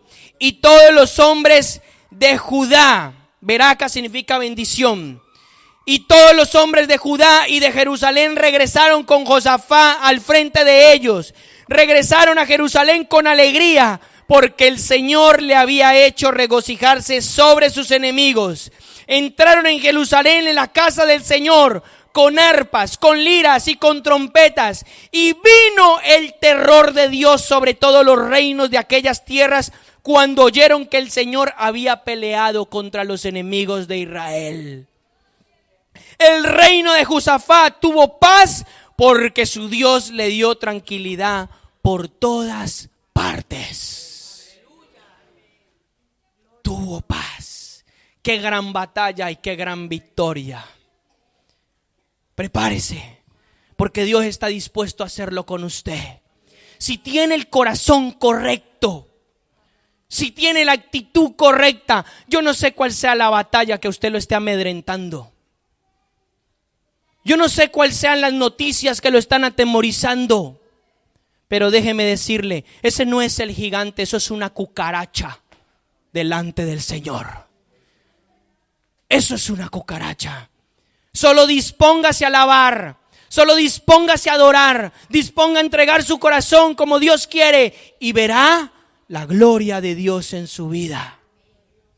A esto es lo que yo le llamo la alabanza de guerra. Alabanza de guerra. Y cuando yo estaba leyendo estos pasajes y estaba estudiando esta semana, porque el Espíritu Santo me habló, ya lo había anunciado, el Señor me empezó a recordar los primeros años de mi conversión, los primeros 3 años. Y empezaba a ministrarme y yo era de las personas, la gente decía que yo estaba loco. Yo decía, loco por el Señor. Yo era de las personas que me encerraba en los sitios, ponía la alabanza y me ponía a danzar, a saltar y a glorificar al Señor. Porque tenía un corazón. Y yo no había aprendido esto. Me salía directamente del Espíritu. Directamente. Entonces, una de las cosas que usted tiene que hacer en este tiempo es adquirir el corazón correcto. Lo que Dios quiere y empezar a levantar alabanza. No es tiempo de quejarse, no es tiempo de magnificar el problema. Vuelvo y lo digo, el problema es una cucaracha delante de Dios. No hay gigante delante del Rey, no lo hay. Esa es la fe que vence, esa es la fe que derrota, esa es la fe que conquista. Hebreos 11 dice, no lo busque, pero dice, por la fe conquistaron reinos. Por la fe apagaron fuegos impetuosos. Por la fe hicieron grandes hazañas. De eso se trata. Esta vida de eso se trata, no se trata de otra cosa. Salmo 149.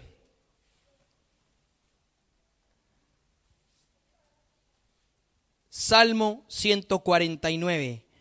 A este yo le llamo personalmente el Salmo de la alabanza de guerra. Compuesto, ¿quién como no? Por David. Dice, mire cómo empieza el Salmo. Es un salmo cortico de 9 versos, pero poderosísimo. Dice, aleluya, el Señor se ha exaltado. Cantad al Señor un cántico nuevo. Su alabanza sea ¿en qué? En la congregación de los santos, en nosotros. Alégrese Israel en su Creador. Regocíjense los hijos de Sión en su Rey. Alaben su nombre con danza. Cántelen con alabanza y con pandero y con lira. Porque el Señor se deleita en su pueblo. Adornará de salvación a los afligidos. Regocíjense de gloria a los santos. Y canten con gozo aún sobre sus camas. Sean loores del Señor en su boca y una espada de 2 filos en su mano. Escuche, para ejecutar venganza en las naciones y castigo a los pueblos, para atar a sus reyes con cadenas y a sus nobles con grillos de hierro, para ejecutar en ellos el juicio decretado. Esto es gloria para los santos del Señor. Aleluya. ¿Qué está diciendo el Salmo? Cuando yo alabo, la mano de Dios viene a atacar. Los reyes y los grillos de hierro y los reyes de las naciones, está hablando de enemigos espirituales. La mano del Señor se suelta contra los demonios, contra Satanás, contra todo aquello que viene a perseguir tu vida. La mano del Señor. ¿Quiere ganar una guerra? Aprenda a alabar. Aprenda a tener el corazón concreto, recto delante del Señor, y ganará todas las batallas. No las ganará usted, las ganará el Señor por usted. Salmo 149. Ahora, ya voy a terminar. Esto es en el hebreo. ¿Ok? Shahab. ¿Qué es entonces un adorador hasta aquí? Una persona que está humillada delante de Dios, que se humilla, que lo reconoce, que se inclina. ¿Estamos de acuerdo? Que se rinde, que le rinde reverencia, que lo adora, que le rinde homenaje a su realeza. Ahora, en el Nuevo Testamento hay solo una palabra para adoración, solo una. También. Y es una palabra con un significado bastante peculiar. Cuando el Nuevo Testamento habla de adoración, solo habla de esta palabra. Y es la palabra en el griego proskuneo. Así se dice, proskuneo. Y el significado es este: besar como el perro lame la mano del amo. Ese es el significado de la palabra. Besar como el perro lame la mano del amo. ¿Quiénes han tenido perros aquí? ¿Tenido perros? ¿Cómo le muestra su amor el perrito y su reverencia cuando viene y le agacha las orejitas y le besa la mano?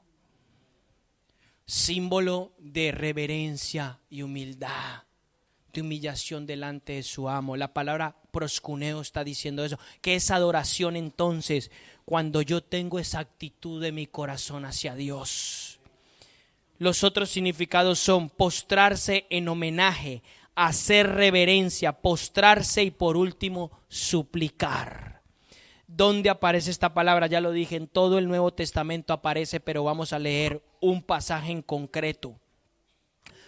El Evangelio de San Juan o Juan. Váyase al Evangelio de Juan, capítulo 4. Y aquí es donde vamos y quiero concluir un poco con esto. Hay muchos más pasajes. Juan 4, versículo 7. Antes de empezar en el versículo 7, lo pongo en el contexto de este pasaje. Cristo llega a una región que se llama Samaria. Cristo se va a encontrar con una mujer que se le llama una mujer samaritana. Le digo quiénes eran los samaritanos. Los samaritanos no eran judíos. Los samaritanos eran una mezcla entre los asirios y los judíos cuando fueron cautivos. Los samaritanos no se consideraban judíos originalmente. Entonces, entre los samaritanos y los judíos habían discrepancias. Los judíos no hablaban con los samaritanos, ni ellos con los judíos. O sea, había cierta ¿cómo se llama? No, rivalidad no. Discriminancia. Los judíos discriminaban a los samaritanos porque los judíos sabían, o sea, los judíos entendían lo que ellos adoraban, los samaritanos no. Los samaritanos era un pueblo mezclado, pero aún así Dios no les hizo, o sea, Dios no hizo acepción de personas, Dios también los incluyó a ellos. Lo que pasa es que los judíos por sus tradiciones entendían esto, ¿ok? Entonces Cristo llega a esa ciudad de Samaria y se va a encontrar con esta mujer samaritana. Y Cristo tiene una conversación con ella, y aquí es donde empezamos en el verso 7. Dice, una mujer de Samaria vino a sacar agua, están en un pozo, ¿ok? Dice, y Jesús le dijo, dame de beber, pues sus discípulos habían ido a la ciudad a comprar alimentos. Entonces la mujer de Samaria le dijo, ¿cómo es que tú siendo judío me pides de beber a mí que soy samaritana? Mire lo que le dice, o sea, en otras palabras está diciendo, ¿cómo es que tú siendo judío me hablas a mí Si sabes que nos discriminamos y hay rivalidades, ¿ok? Entonces él le dice eso a Cristo. Y Cristo le dice samaritano, y dice, porque los judíos no tienen trato con los samaritanos. Verso 10, respondió Jesús y le dijo, si tú conocieras el don de Dios y quién es el que te dice, dame de beber, tú le habrías pedido a él y él te hubiera dado agua viva. Cristo le empieza a hablar con palabras espirituales. Y entonces ella le dijo, Señor, tú no tienes en qué sacarla. El pozo es hondo. ¿De dónde tú pues tienes esa agua viva? Ella le está hablando en sentido natural. Cristo le está hablando en sentido espiritual. Y entonces ella le dice, verso 12, y le pregunta, ¿acaso tú eres mayor que nuestro padre Jacob, que nos dio el pozo del cual bebió él mismo y sus hijos y sus ganados? Y respondiendo Jesús le dijo, todo el que beba de esa agua volverá a tener sed, o sea, del agua natural del pozo. Pero el que beba del agua que yo le daré no tendrá sed jamás, sino que el agua que yo le daré se convertirá en él en una fuente de agua que brote para vida eterna. Entonces la mujer le dijo, Señor, dame de esa agua para que no tenga sed ni tenga que venir aquí a sacarla. Entonces él le dijo, ve y llama a tu marido y ven acá. Y respondió la mujer y le dijo, no tengo marido. Y Jesús le dijo, bien has dicho, no tengo marido, porque 5 maridos has tenido y el que ahora tiene no es tu marido. Y eso has dicho con verdad. O sea, en otras palabras, Cristo le averiguó su vida por revelación, le dijo su vida. Cristo la conocía, aunque nunca lo había visto físicamente. Ahora entiende la facultad de los profetas, ¿no? Bueno, esa es facultad profética. Ahí estamos viendo a Cristo el profeta. Ese era Cristo el profeta. Y entonces la mujer le dice, el verso 19, Señor, me parece que tú eres profeta. Señor, me parece que tú eres profeta. Claro, había tenido 5 hombres y el que tenía no era el marido. Imagínense. Bueno, entonces le dice, verso 20, nuestros padres adoraron en este monte y vosotros decís que en Jerusalén es el lugar que se debe de adorar. Y Jesús le dijo, mujer, créeme, la hora viene cuando ni en este monte ni en Jerusalén adoraréis al Padre. Vosotros adoráis lo que no conocéis. Nosotros adoramos lo que conocemos, porque la salvación viene de los judíos. Y luego dice el verso 23, pero la hora viene y ahora es. Dice, pero la hora viene y ahora es. Le dice, ahora es cuando los verdaderos adoradores adorarán al Padre en espíritu y en verdad, porque ciertamente los tales el Padre busca que le adoren. Y verso 24 le dice, Dios es espíritu y los que le adoran deben de adorarle en espíritu y en verdad. Y la mujer le dijo, sé que el Mesías viene, el que es llamado el Cristo, o sea el ungido. Y cuando Él venga nos declarará todo. Y Jesús le dijo, yo soy el que habla contigo. Yo soy el Mesías. Yo soy el ungido. Aquí la palabra extraordinaria proscuneo aparece en el Padre busca que le adoren y verdaderos adoradores adorarán en espíritu y en verdad. Enfatizo este verso, uno de los versos más preciosos que hemos podido encontrar en el Nuevo Testamento. Verdaderos adoradores. Verdaderos adoradores son aquellos que son proscuneo. Verdaderos adoradores son aquellos que se rinden ante Dios como el perrito se rinde ante el amo.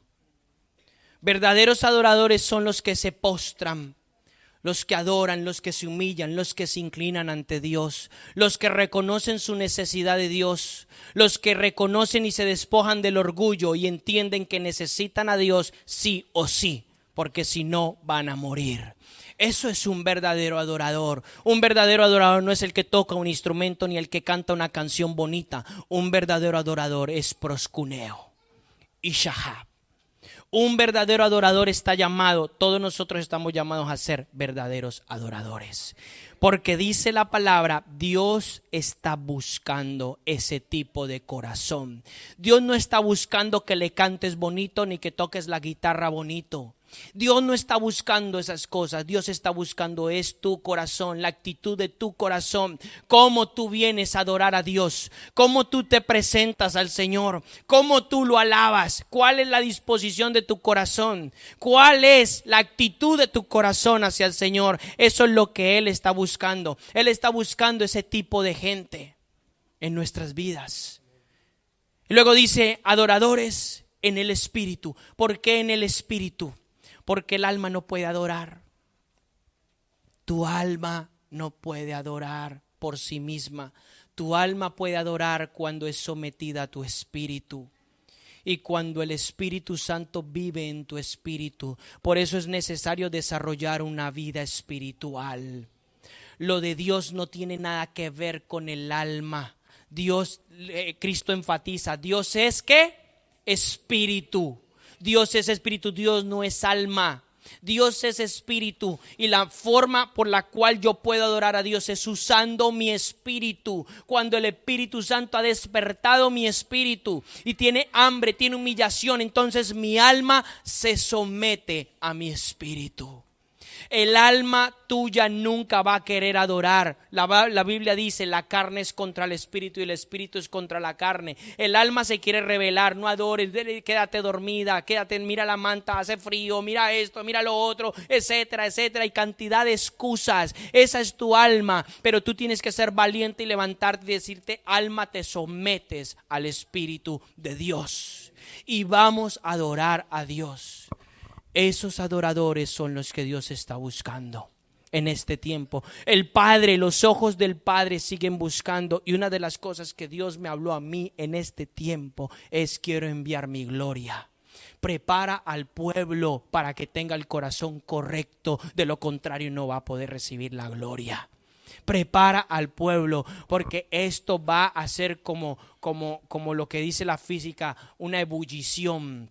¿Sabe lo que es una ebullición? Cuando el agua llega a los 100 grados y empieza a burbujear y empieza a cambiar de líquido a gaseoso. Esto en el espíritu va a ser así. Hay una olla aquí hirviendo y tu espíritu va a empezar a hervir de la presencia de Dios. Y entonces el vapor que va a salir de ti es el olor fragante. Es el olor fragante que va delante del trono de Dios y es agradable delante de Él. Pero para eso tu corazón y tu disposición tiene que cambiar. Tienes que tomar otra actitud, tienes que ajustar tu corazón, tienes que incluso llegar al arrepentimiento en ciertas áreas de tu vida. El ser adorador es una persona que camina arrepentida. Tienes que decidir cambiar de actitud.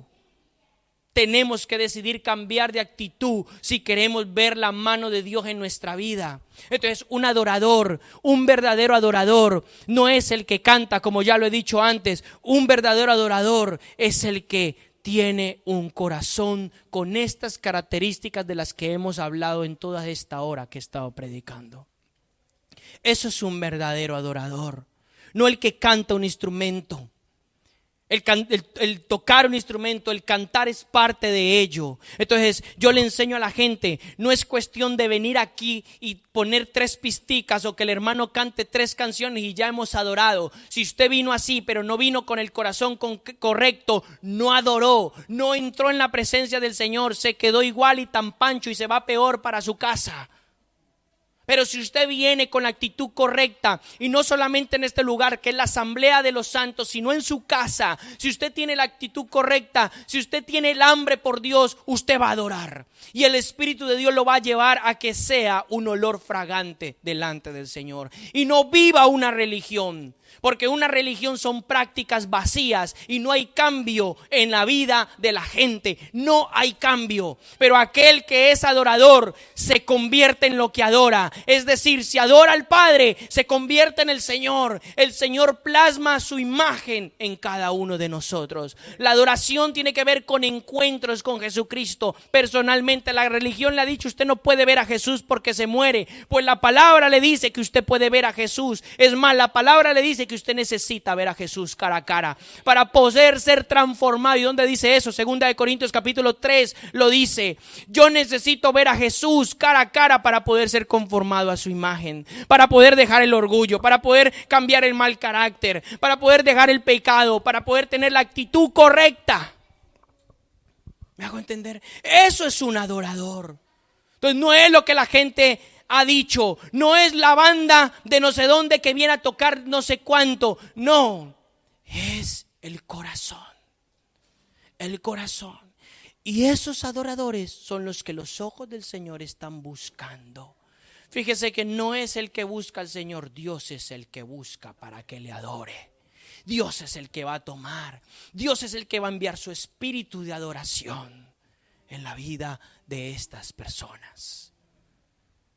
Esta palabra sale allí, lo he dicho ya antes, sale en todo el Nuevo Testamento, sale en Apocalipsis y es una actitud del corazón. Podríamos definirlo de esta manera. Entonces, ¿qué es adoración? Lo voy a definir de una manera. Adoración es una actitud interna de humillación, respeto y reverencia producido por el Espíritu de Dios en nosotros, demostrándolo con actos visibles, muchas veces en la postura del cuerpo y expresado en servicio y sacrificio sin ningún ánimo de recompensa. Eso es adoración. Eso es adoración. Entonces yo no vengo a adorar a Dios para que me bendiga y me dé una casa. Eso es conveniencia. Yo vengo a adorar a Dios porque me place, estoy enamorado de Él. Yo vengo a presentarme al Señor porque lo necesito, no por otra cosa. Entonces definimos. Muchas veces las posturas del cuerpo son importantes, pero cuando viene la motivación interna, hay gente que levanta las manos porque le dice que la levante, porque otro le dice que la levante. No la levanta porque dentro sale levantarlas. ¿Por qué se levantan las manos? La Biblia revela que hay 7 posturas que la Biblia revela. Voy con la primera, número 1. En Salmos 47:1 usted va a notar. En Salmos 47:1 dice: batir las manos y clamar con voz de júbilo. Batir las manos es aplaudir. Cuando yo aplaudo al Señor, lo estoy alabando si lo estoy haciendo con el entendimiento correcto, si lo estoy haciendo con revelación correcta y me sale dentro de mí aplaudir al Señor. Número 2, danzar. Segunda de Samuel 6:14. La Biblia habla que David danzó. David tenía un corazón de adorador y era tanto el amor que tenía David por Dios que a él no le importó ser el rey, quitarse la túnica real y descubrirse delante de todo el pueblo y remolinear al Señor, porque la palabra allí danzar es una palabra que en el hebreo se llama así, dakar, y significa remolinear, dar vueltas en júbilo. De ahí que salga la alabanza remolineando. Ya la vamos a poner aquí para que salte y brinque y haga lo que quiera. Es importante. Por eso David danzó, agradecimiento con Dios, porque era la actitud de su corazón. Era la actitud de su corazón. Esa es la segunda, danzar. Entonces no diga, ay, ¿qué dirá mi hermanito, mi hermanita que me ve aquí como un loco, como una loca saltando? No tires eso. A Dios le agrada, a Dios le place y lo estás haciendo con el corazón correcto. No es cuestión de quién diga o quién me vea. Me da igual que me digan o me vean. Yo tengo que amar a Cristo. La tercera, inclinar el rostro. En Éxodo 4:31 dice que ellos inclinaron el rostro. Inclinar el rostro es señal de reverencia, señal de adoración. Cuando yo inclino el rostro, cuando la gente terrenal va y se presenta al rey de España o al mismo papa falso, van y le hacen esto. Y eso significa reverencia. Como a los hombres no hay que hacerle reverencia, es a Dios. A mí si me lleva el Señor al rey de España, téngalo por seguro que yo no me le inclino. Yo voy y le doy la mano y lo saludo con mucho respeto. Pero le digo, yo me inclino solo al Señor. Usted no merece reverencia, el Señor sí. Más bien le digo, así le dice el Señor. Y le voy a dar una palabra de parte de Dios para que se alinee y salga de la masonería. Entonces, la otra, número 4, levantar las manos. Salmo 63:4. ¿Por qué levanto mis manos? ¿Por qué levanto mis manos? Mis manos las levanto. Señal de adoración. Una cosa es levantar las manos. No lo hago con las dos porque el otro tengo el micrófono. Una cosa es levantar la mano y otra cosa es extender las manos. Son dos posturas diferentes. Entonces, ¿por qué tiene vergüenza de hacerlo? No tenga vergüenza. Por eso estoy enseñando sobre esto, fundamentos, porque la gente lo debe hacer. Porque yo sé que mucha gente se lo pregunta, ven, esto es por qué levantan las manos, por qué dice aquel que levante las manos y esto está como raro, ¿no? ¿Es así o no es así? Pero por eso necesitamos la revelación de la palabra. La otra, extender las manos. Salmo 143:6, extiendo las manos al Señor, adoro. Salomón, cuando dedicó el templo, dice la palabra, se arrodilló y extendió las manos y miró al cielo y oró al Señor. Y esa misma noche el Señor le dio una respuesta en un sueño a Salomón. Número 6, arrodillarse. Efesios 3:14 dice, quien doblo mis rodillas, dice Pablo, al Señor Jesucristo. Segunda de Crónicas 6:13, este es el acto de Salomón. ¿Qué significa arrodillarse? Acto de sumisión a Dios. Yo me someto a Dios. Número 7, postrarse con el rostro a tierra. Ya dije lo que es esto. Postrarse con el rostro a tierra, arrodillarme y que mi frente toque el suelo. Eso es postrarse. También vale acostarse hacia abajo. Señal de adoración de un pueblo que adora, que tiene un corazón hacia el Señor.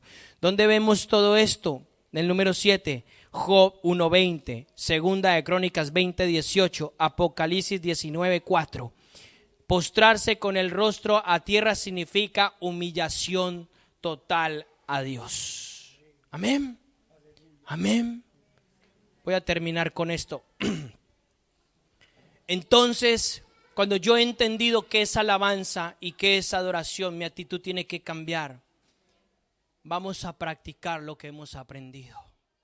Y disponga su corazón.